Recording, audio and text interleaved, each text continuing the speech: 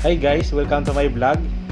Ang topic po natin ngayon ay tungkol sa pakinabang o benepisyo ng Hugel Culture Gardening. Pero bago ang lahat, ano nga ba ang Hugel Culture? Ang Hugel Culture ay nangangahulugang hill culture. Ibig sabihin, ito ay parang isang burol na may tanim.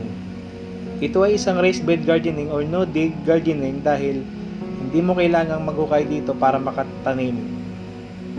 Ang raised bed ay binubuo mula sa ilalim na kung tawagin ay base, troso, tuyong kahoy, sanga, kahoy na chips, mga damo na clippings, organikong pataba, halimbawa vermicast and manure, mga tuyong dahon, eggshell, coffee ground, carbonized rice hull, karton, dyaryo at compost at marami pa pong iba.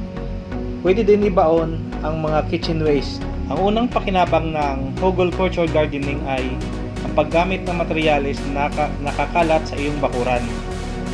Sa madaling salita, lahat ng mga materyales ay makikita mo sa iyong mga bakuran para makalikha ng Hugel Culture Garden. Sa halip na itapon ito sa basurahan o sunugin. Ang pangalawang pakinabang nito ay ang patuloy na nagbibigay ng mga nutrients sa mga halaman.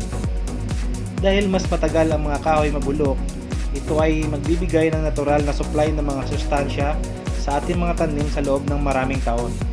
Sa ganitong paraan, ang mga tuyong kahoy ay unti-unting mabubulok taon-taon at nagbibigay ng sustansya sa ating tanim habang siya ay nabubulok. Ang mga hardwood na kahoy ay pinakamahusay na kahoy na gagamitin para sa prosesong ito dahil mas matagal silang mabulok. Pero kung wala naman po kayo nito, ay pwede naman kahit anong kahoy na available sa iyong bakuran. Ang pangatlong pakinabang nito ay makakatipid ka sa paggamit ng tubig. Bakit?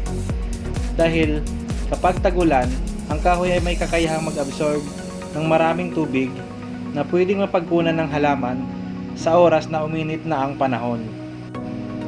Pang-apat, nagiging maganda ang quality ng lupa. Dahil sa kahoy yung ilalim ng tubig ay nadidrain ng maayos at hindi bumabara na sanhi ng pagkabulok ng ugat ng mga halaman. Pang-lima, ito ay pwede kahit saang lugar. Sa upland man or lowland na area ay pwede ito. Ang estilo ng ganitong pagtatanim ay self-sustainable sapagkat ito ay organikong pamamaraan o natural na gumagamit ng mga materyales na makokolekta mula sa iyong bakuran. Hindi mo kailangan gumamit ng synthetic na pataba dito.